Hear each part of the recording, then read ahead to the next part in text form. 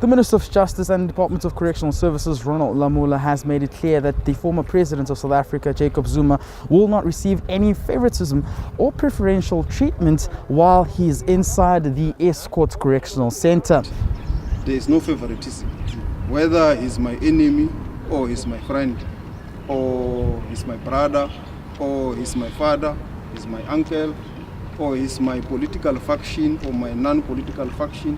It is neither here nor there.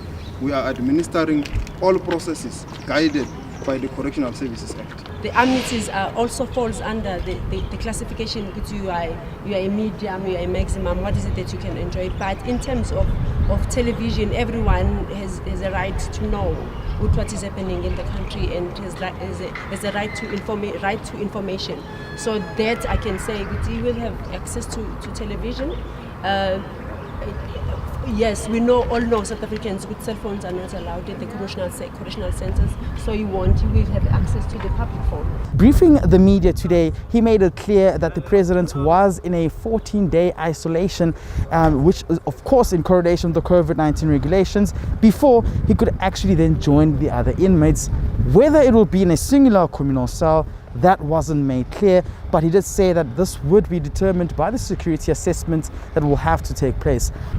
There is procedures that are followed. One first assessment is called an immediate assessment, whereby we take the immediate needs as to what is it, is he healthy, does he take any medication, and what else. That is within six hours that was mentioned. Then the full holistic assessment that is taken during the process of in-depth assessments. That's why you hear that there's a word assessment being brought up now and again, because there's immediate and the holistic one, which is in-depth. In terms of parole, yes, all inmates or offenders that are sentenced, they run through the same process, and their dates are calculated according to the stipulations of Correctional Services Act. He is, as I've said, we spoke, and I also told him that I'm going to tell the nation that he is here in this facility, and he said it's important that this country must know. So he's in very good spirit, and I think he looks well and fine, and I hope that the South African military health services and our health services here will continue to deal with these health issues to ensure that his incarceration is human and also his health issues are attended to.